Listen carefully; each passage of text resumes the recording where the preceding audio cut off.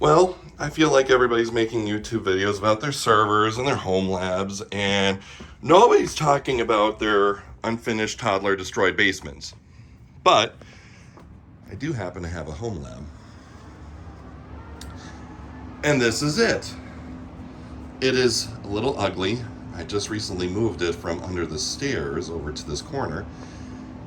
Starting from the bottom, have an Eaton 5PX 2200 RT with the battery backup, the battery extension module. Above that, we have the 36 bay Supermicro chassis that has 36 3TB drives in it, dual Xeon 2620 V1s or V2s, 192 gigs RAM, so not that much. And then it's got dual NVMe cards, plus I also have two RMS 8 gig cards for my ZIL intent log. Yeah, I was redundant there. The guy blinking above it is my newest one. This guy is running on X11 technology, so it's got dual Xeon Gold 6134s. Also has 12 8TB drives in it, and 384 gigs RAM, and Intel, what is it, DC, it's an Optane card, but the DC version, that's got 800 gigs on it. And I have two 8 gig P memory sticks in there with the battery backup modules for my ZIL. Then above that, we've got the actual home lab part. The top one is a DL360 Gen 9 with one 2637V4 in it and a whole whopping 16 gigs RAM. And that is my primary domain controller for physical needs. Underneath are two identical systems. These are HP DL380 Gen 10s with dual 6140 Gold Xeons. They both have 256 gigs RAM, and they both have a 500 gig amazing SATA M2 that is running VMware 8.0.2 on it.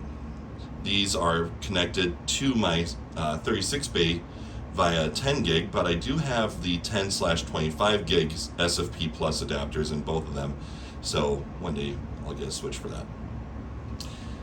And then as we can't go up, I've got our wonderful UDM Pro, a whopping 8 gig, 10 gig aggregate switch, and then the 24 port Ubiquiti Enterprise with PoE as I run the Ubiquiti Enterprise access points that are 2.5 gig around the house. This is just a really old ThinkCenter that I'm playing with. I just booted it up to see what was what on it, because honestly I forgot. And my Mac Studio. So my Mac Studio has kind of been my workhorse through a lot of this stuff when I'm not using my home lab, because the thing barely uses like 40 watts and it can run like 5 VMs on it, plus my Plex server, plus Minecraft, plus some Docker containers, and still have plenty of memory left over and CPU power. So so that's just kind of a brief overview. Something to have fun that I learned is with my old UPS system. It was a huge 750 volt amp APC.